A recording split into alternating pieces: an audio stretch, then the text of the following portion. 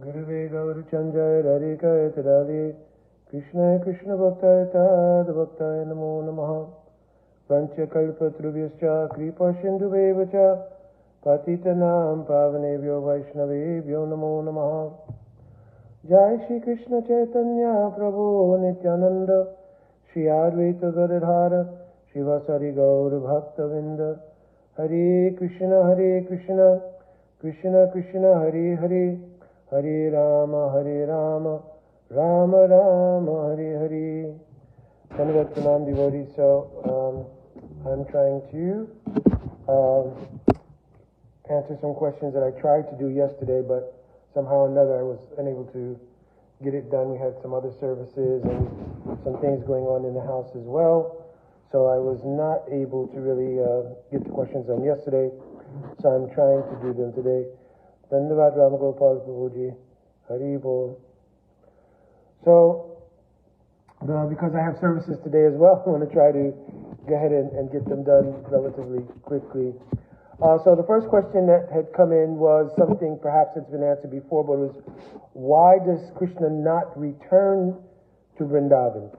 So we know that Krishna, it said that he never leaves Vrindavan, but in Srimad Bhagavatam, which is our Mool Sastra, our Mool Praman for everything, Krishna apparently does go to Mathura and to Dwarka, and appears that he never returns.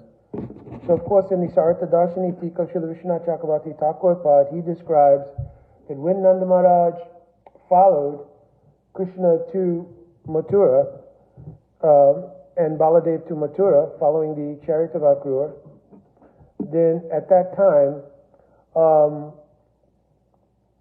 actually Krishna gets on the chariot of Nanda Maharaj and does return to Vrindavan. So supposedly this is done in another prakosh. The prakosh means in the Leelas of Krishna's there's many different chambers, and one chamber is called a prakosh. So in one prakosh, Krishna gets back on the chariot along with Baladev and they return to Vrindavan. This is evidenced when Uddhava will visit Vrindavan on the request of Krishna, and when he first arrives in Vrindavan, he sees Vrindavan as it is when Krishna is present. And then the curtain of that prakosh is removed and he sees Vrindavan as it is in Krishna's absence. So also in the Gopal Champu of Jiva Goswami Pad, after the killing of Dantavakra, it's mentioned that Krishna gazed across the Jamuna and then returned to Braj at that time as well. So there are many places in which it is cited that Krishna does return. So the question then would be, why in Srimad Bhagavatam is the theme of his not returning made to seem prominent? A number of reasons. One is because the mood of separation is very special. The nature of love has so many different levels. So from bhav, then there's prem to sneha, to man, pranaya, rag. Rag itself turns into anurag. Anurag turns into Mahabhav. Mahabhav has also two divisions, Rud and Adirud. In Adirud Mahabhav, there is Modan, Mohan and Madan. Madan is exclusive to Srimati Radhika. But the Mohan Bhav in Adirud is also extremely wonderful, in the sense that unlike any other feature of separation, when Krishna has done Sudur Pravas, it means he's gone to a distant place, meaning Dwarka, for a long period of time and comes under the control of others. This is called Sudur Pravas. When they again will meet at Kurukshetra after so many years, it gives rise to what is called Samriddhiman Sambhog. So there's a very special meeting. After any kind of separation, there is a particular type of meeting. After Purvarag, there is Samshit Sambhog. After Man, there's Sankirna Sambhog. When Krishna takes the cows out for grazing, it's called Pravas, and he returns, this is called Sampanna Sambhog. So the unique feature of Sudur Pravas is that when they meet at Kurukshetra, it is called Samriddhiman Sambhog. But also it's mentioned in Ujjalini Mani. Rudabhava Apya Sambhoga Vipralambika. Very, very important verse. Here it's mentioning that the specialized form of Vipralamba that appears in Mohan Bhav is extremely powerful in that it manifests Krishna's form in such a way that in the mood of separation, there's a deeper sense of association than when Krishna is present. My Guru Pada Padma, he gave this description a number of times, that actually when Krishna is there in Vrindavan, the consistent fear of the imminence of separation is always present. In fact, the hallmark quality of what is called Prem Vaititya is described in Ujjvala Mani. That is the imminent fear of separation that causes that any udipan that will arise, like Madhu Mangal, for instance, in the pastime of Prem Sarovara, saying that Madhusudan is gone, referring to one bumblebee that was flirting with the feet and face of Radhika. He chased that bee away and said that Madhusudan is gone and will not return. Just as Udipan captured the heart of Radhika, and then Radhika enters a prakosh in which they're actually separated. So this is called Prem Vaititya. Now, this Vipralambika Pradurbhav, it's called, is very special in that in this Vipralambika Bhav, it has the power, actually the suffix in Sanskrit, ka here, it means to produce. Just like when we talk about different kinds of klesh, this is the example our Goswamis are giving, Sri Rupa Goswami in Ujjvala Mani. We say Adi Bhautika, Adi Daivika, Adi Atmika. So the word ka means a genesis of something in this particular context. The genesis of miseries coming from one's own self or from others or from the devatas. So here it says, Sambhog Vipralambika. That kind of Vipralamba that is so powerful, it produces Sambhog. You understand? Then it says, Nirbharananda, Paramavadi Ishyate. Don't think that this Vipralamba is like the Vipralamba that takes place after a sporti. So, sporti means a particular vision of Krishna. You understand? And after a sporti, Dvi Guna Virharati. The pain of separation is doubled. So you have the vision of Krishna, it disappears, pain of separation is doubled. So it's saying here in Ujjvala Mani, don't think that it's like that, but it is the greatest kind of happiness. How could that be? Because that Vipralambika Pradurbhav produces the manifestation of Krishna without an anxiety of impending separation. So it's a very unique kind of mood in which there's resignation. Krishna is gone. He told when he left, Yasheti, I'll return day after tomorrow, but it has not happened. So now there's a certain kind of resignation that Krishna is gone. But the intensity of their praying, you understand, rises to this level, and in this Vipralambika Pradurbhav, it produces Krishna's manifestation to them fully. You understand?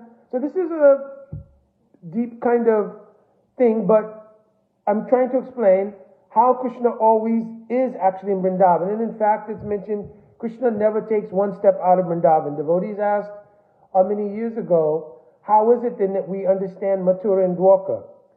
For us, in the line of Mahaprabhu, Mathura and Dwarka don't have any meaning except that they provide Virohik Kshetras.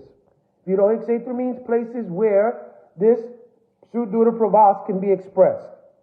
So they're like chambers of Braj to make separation. And it's mentioned, Navina Vipralambena Sambhog Pushnyashnute. So it's written in Ujjvala Mani.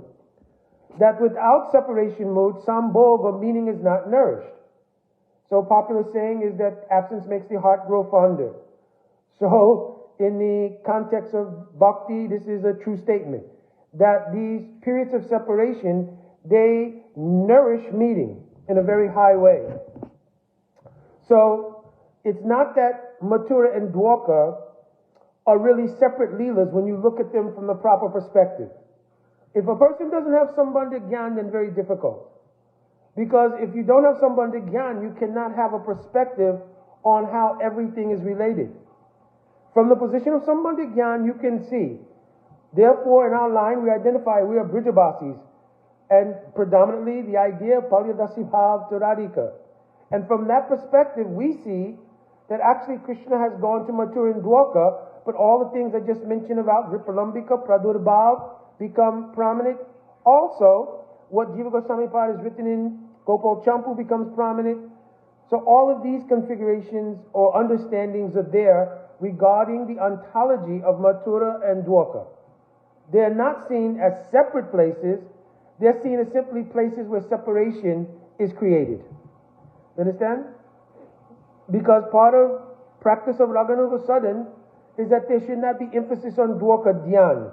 So if you see Dwarka as a separate Leela, then it will indicate your Sambandha Dhyan is not situated. But then it will also mean that you're seeing entirely outside the spectrum of the line of aspiration that you're practicing. You know, Sambandha Dhyan in part means practicing in the line of the vision of your aspiration. So your identification is with that aspiration. You understand? Just like a person who is studying in university a particular subject matter, they tend to see everything in relation to that subject. Right? Like maybe anybody going to university to look for a profession may aspire in the future for wealth, riches, success. But a person who has a specific interest of study, then they see all of that, but in relation to success in that field. You understand? So Sambandha Gyan, we're having later on Bhakti Intensive, just coming up here in 6 weeks actually. And in the Bhakti Intensive, we are discussing what is Sambandha Abhideyam Prayojan. Because without having Sambandha Gyan, it's very difficult to practice Bhakti in a deeper way. Right? Generic understanding that Jivara Srupaya Krishna and Nitya Das, this is constitutional understanding. But we say Sambandha Gyan, especially what is given at the time of Diksha.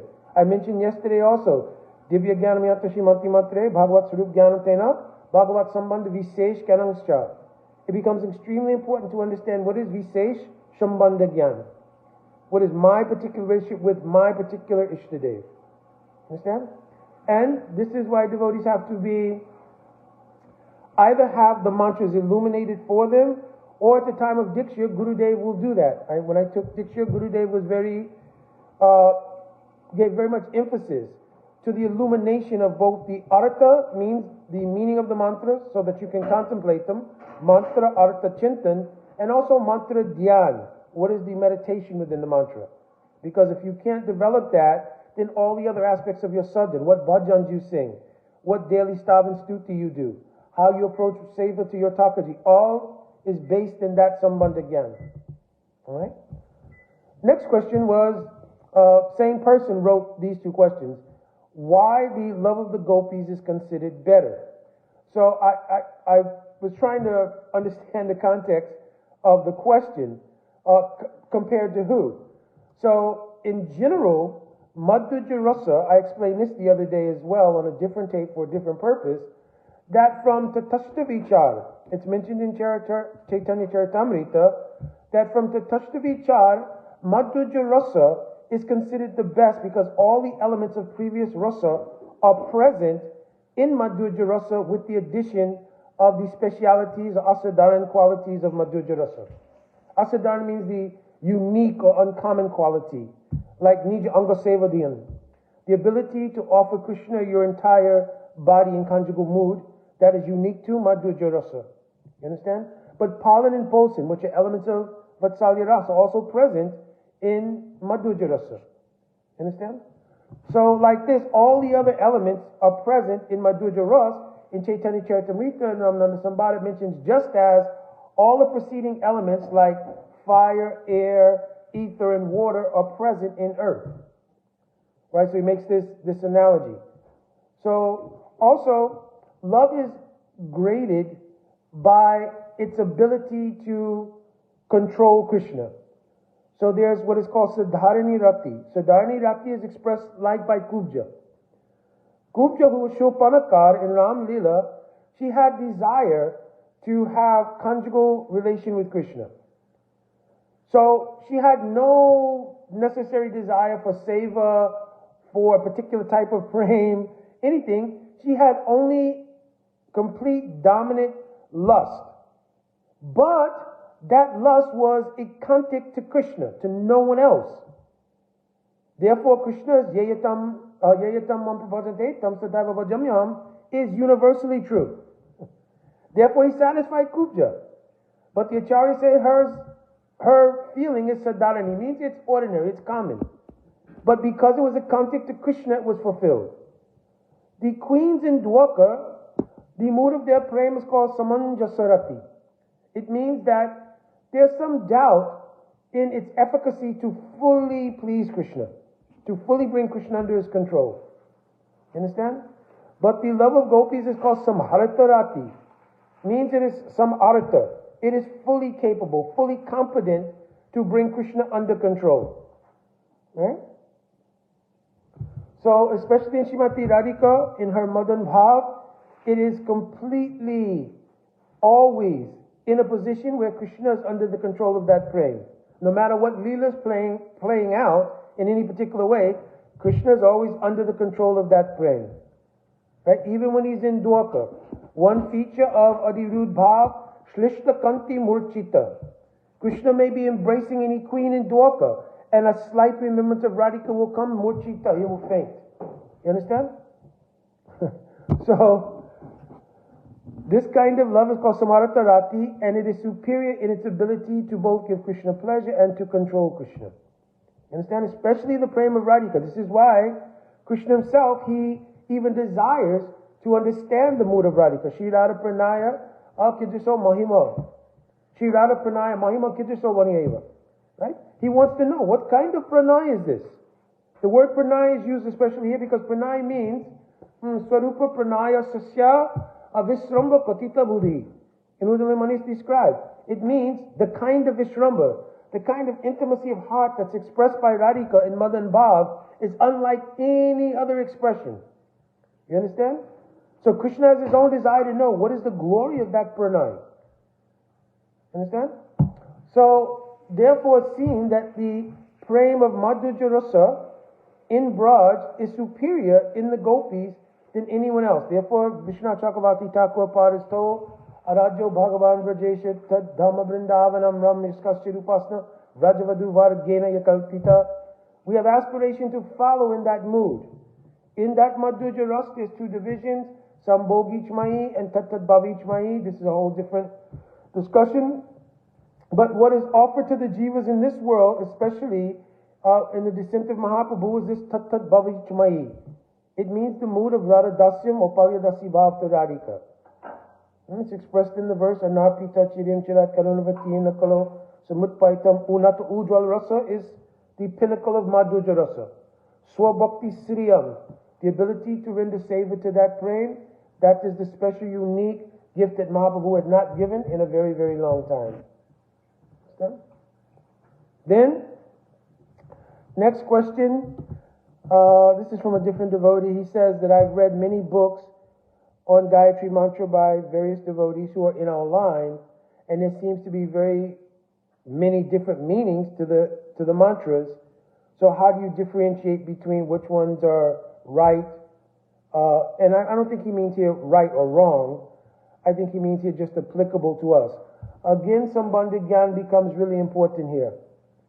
Because the mantras, if you actually understand them properly, right, you will understand that the mantras are all geared towards one objective in the line of Mahaprabhu. They are geared towards Radhadasyam. You understand? Kam Gayatri is described in Chaitanya Charitamrita. Vrindavane Apakrita Navina Madan Kama Bij Kam Gayatri Yan Upasan. The Upasan means the nature of the worship that the Gayatri mantra and the Gayatri Bij is to express is the worship of Vrindavane Apakrita Navina Madan. So it's very deep meanings here. Vrindavane Aprakrita. Aprakrita means transcendental Cupid.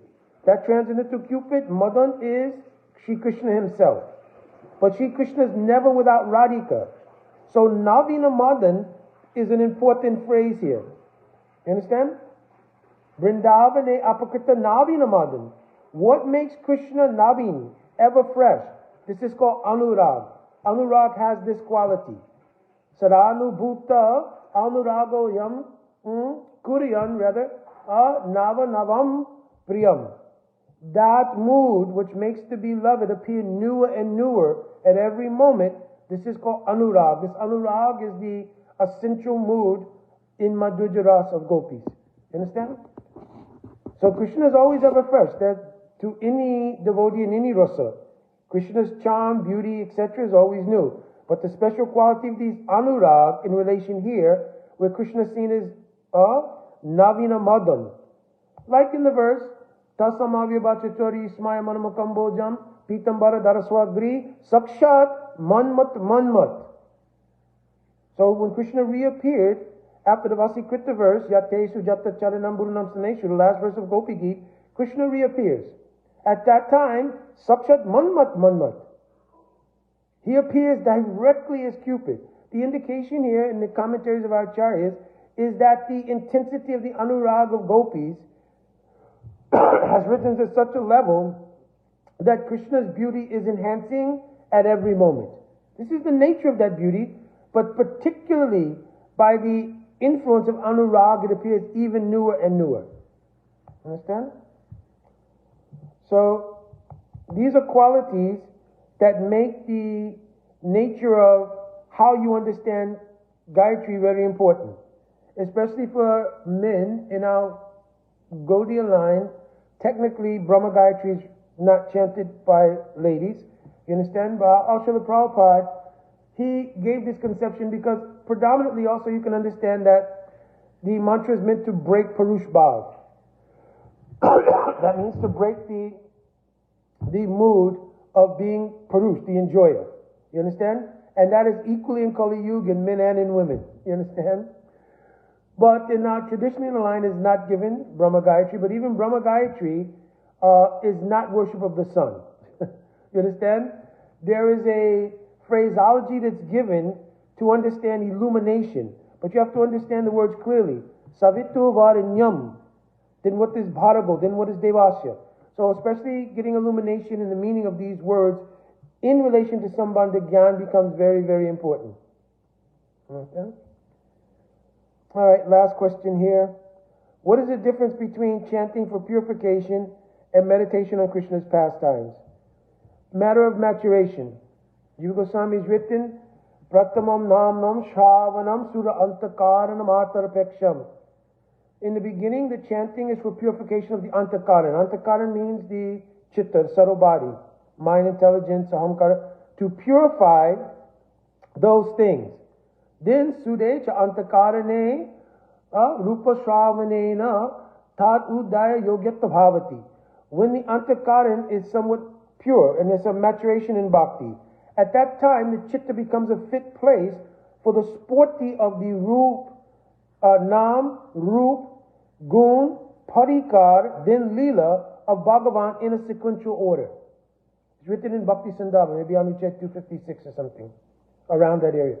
So, this progression is very important. If you chant simply absorbed in, I want to purify myself, I want to pure myself, it will become salvationism. The idea I'm purifying myself, and the general motive will be to get free from suffering, and so forth and so on. If you will take Nam, again, in pursuit of a goal, because sadhana, which is predominated by Nam as part of Bhajan Pradhan, chanting of Harinam, but with a goal, with a sadhya, then that Nam will act as purification, but it will also enlighten the goal in your chitta. Bhaktivinoda Thakur told about Harinam, More Siddha Deya Diye, Krishna Posi Roke Giya. This is, I think, in Harinam Chintamani. I'll have to remember. But it says, oh Harinam, please award me my Siddha Deha and bring me close to Krishna. You understand? So, Harinam has this power. So if we're chanting in pursuit of the sadhya, in pursuit of the goal, Harinam's efficacy will certainly easily remove all sins, all these things. It's mentioned there. What is this verse? Sanket Paryasam Vastobam Helanam Va Vaikuntha Nama Sesha Agam Haram Vidu. This Nam, even Nama Bas, can remove all kinds of sins. But the awarding of Krishna Prem is what is unique quality. Therefore also study Shishashtakam, because in studying Shishashtakam, you'll see how Nam especially has potency in relation to manifesting the goal. So they're not like two separate things. It's not either or. I'm chanting for purification and then I'm chanting for realization. They are one sequential unfoldment of maturation in bhakti. You understand? So, if you will chant sincerely, in the beginning, all of the necessary purificatory things will take place, and then when the chitta is suitable in incremental stages, then Krishna will begin to manifest. Don't think this manifestation is by eyes. Tvam bhakti yoga parivartitam rid rojeshe shrut ikshita patta nanu natta pungsam. Yes. Right? Tvam bhakti yoga parivartitam rid rojeshe shrut ikshita patta nanu natta pungsam. So pungsam means a person who's practicing the process of bhakti. When it becomes mature, you understand? At that time, then Shruta Ikshita Pat, on the path of hearing Harikatha, one will get darshan of Bhagavan. So to be Shruta Ikshita, it means you will see through hearing. You understand? So we won't be looking eyes only. Oh, did I see any vision? Did I see any sporty? You understand? That will also come. But the first thing will be Shruta Ikshita, because if you cannot hear in Nam and Nam Swarup Harikatha, then what will your eyes tell you? You have to first see through hearing. It's a very, very important point. Alright, devotees, as I mentioned, I had to keep this short because I have some services to do. Vanchakalpaturubhyascha kripa shindavevacha patitanam pavanebhyo vaishnavebhyo namo namaha. Jai Radhe Radhe.